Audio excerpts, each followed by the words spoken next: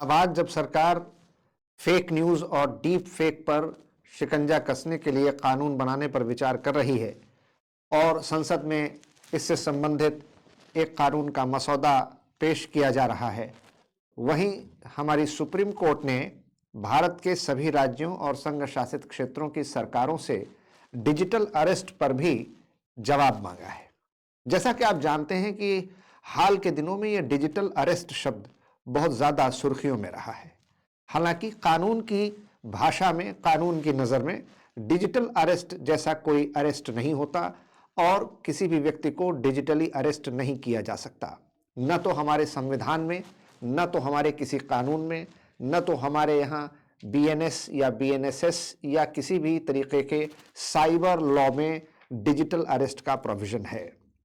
तो आप पहली बात तो ये समझ लें कि डिजिटल अरेस्ट नाम की चीज कुछ नहीं होती। ये सिर्फ एक फर्जीवाड़ा है, लोगों को डराने, धमकाने, गुमराह करने और उनसे पैसा वसूलने का एक गैर कानूनी तरीका है, जिसमें आमतौर पर होता यह है कि पहले आपके पास एक कॉल किसी भी नंबर से आता है जिस पर ये आपको बताया जाता है कि आपका कोई कुरियर, आपका कोई कार्गो, आपका कोई पार्सल वो रिटर्न हो गया है या जमा नहीं हो पाया आपके पास, या भेजा गया दोबारा लेकिन वो वापस लौट आया है,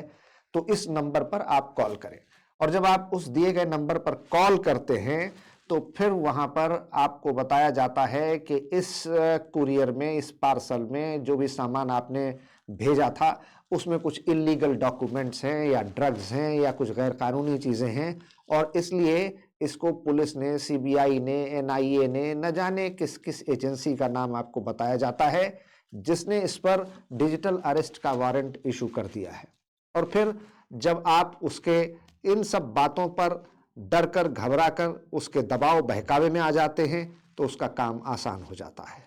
और फिर आप ये कहते हैं कि नहीं भाई, मैंने तो ऐसा कोई कुरियर, कोई पार्सल, कुछ सामान न भेजा न मंगाया, ये मेरा है ही नहीं। तो आपसे कहेगा कि नहीं भाई, आप ही ने तो कहा था कि आपका पार्सल है जो आया नहीं है, कुरियर है जो रुका हुआ है, यानी वो सारी जिम्मेदारी आपके ऊपर डाल देगा। अब आप पहले से ज्यादा कहीं दबाव में आ जाएंगे, मानसिक घबराहट का शिकार होने लगेंगे, और फिर वो कहेगा कि अगर आप इससे बचना चाहते हैं तो पहले देख लेते हैं कि इसकी स्थिति क्या है, और फिर वो एक फर्जी सुप्रीम कोर्ट की, हाई कोर्ट की या किसी भी सीबीआई कोर्ट की या किसी भी अदालत की एक वेबसाइट पर आपको कहेगा कि आप वहां पहुंचिए, और एक जगह पर आपका नाम आपको दिखाई देगा जिसमें सर्च वारंट इशू किया गया या अरेस्ट वारंट इशू किया गया या आपके खिलाफ कोर्ट का कोई आदेश जारी दिखाया गया है। और अगर ये अरेस्ट वारंट जारी किया गया है तो सीधे सुप्रीम कोर्ट से जारी किया गया है। अब सवाल यह है कि सुप्रीम कोर्ट किसके लिए अरेस्ट वारंट जारी करता है? लेकिन हमारे देश में न सिर्फ पढ़े लिखे लोग बल्कि ऐसे लोग जो कानूनन समझदार भी हैं, फिर भी इस तरीके के डर, दबाव या घबराहट में आ जाते हैं। और फिर शुरू होता है उनका सिलसिला जिसमें वो कहते हैं कि अब आप इस नंबर पर मिलाएं जहां पर सीबीआई कोर्ट, सीबीआई थाना, सीबीआई का कोई अधिकारी आपसे बात करेगा। अगर थाने की बात है तो बाकायदा पीछे आपको स्क्रीन पर दिखाई देगा कि कुछ पुलिस वाले वर्दी में बैठे हैं, हथकड़ी लगी हुई है, किसी को गिरफ्तार करके लाया जा रहा है, पीछे मार पिटाई का भी दृश्य चल रहा है। इस तरीके से जब आपको वो सारी चीजें दिखाई देंगी तो आप थोड़ा और घबराहट में आ जाएंगे। और फिर कोर्ट का भी सीन दिखाया जाएगा और आपको कहा जाएगा कि अब भाई बचने का एक ही रास्ता है कि अब आपका डिजिटल अरेस्ट हो जाए या फिजिकल अरेस्ट हो जाए। बताओ कौन सी अरेस्ट चाहते हैं? तो जाहिर सी बात है कोई डिजिटल अरेस्ट नाम की चीज होती नहीं, लेकिन आदमी घबरा करके फिर कहता है अच्छा भाई डिजिटल अरेस्ट हो जाते हैं। और डिजिटल अरेस्ट में फिर स्काइप पर,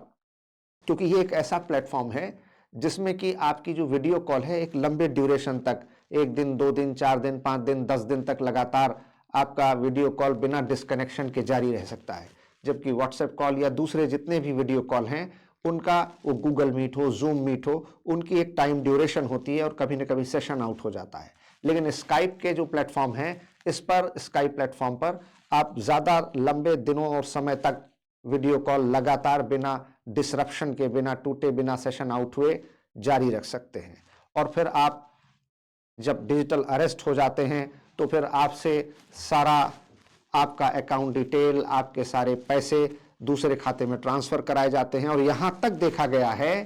कि डिजिटल अरेस्ट व्यक्ति अगर वो सोचता है कि मैं 2 मिनट वॉशरूम हो जाऊं, बाथरूम चला जाऊं टॉयलेट के लिए, तो वो भी डर डर के पूछ करके, और लेकिन आप फिर वो जब आप डिजिटली अरेस्ट हो जाते हैं तो आप उसकी नजर में 24 घंटे हैं, तो वो आपको अगर 1-2 मिनट की इजाजत देता भी है तो आप इस तरीके से डर, खौफ और घबराहट में आ जाते हैं कि यहां तक अपने घर वाले, अपने विश्वास करने वाले, अपने यार दोस्तों को भी नहीं बताते। और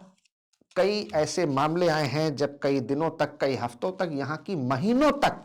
कुछ लोग रहे हैं जो डिजिटली अरेस्ट रहे हैं। तो डिजिटल अरेस्ट पूरी तरीके से एक धोखाधड़ी है, फर्जीवाड़ा है, जिसमें आपको साइकोलॉजिकल प्रेशर में डालकर, डराकर, दबाकर, धमकाकर, किसी भी तरीके से आपको ब्रेन वॉश करके आपका पैसा हड़प लेना इसकी पूरी साजिश का हिस्सा होता है। इसलिए डिजिटल अरेस्ट नाम से अगर कुछ भी कोई भी आपसे कहता है तो कतई उसके झांसे में ना आए, उसकी कोई बात न माने। भारत में कोई पुलिस, कोई कोर्ट, कोई संस्था, कोई एनआईए, कोई सीबीआई, कोई ईडी किसी भी तरीके से डिजिटल अरेस्ट करने का कोई प्रोविजन, कोई राइट किसी के पास नहीं है। और ये आप समझ लीजिए, जान लीजिए,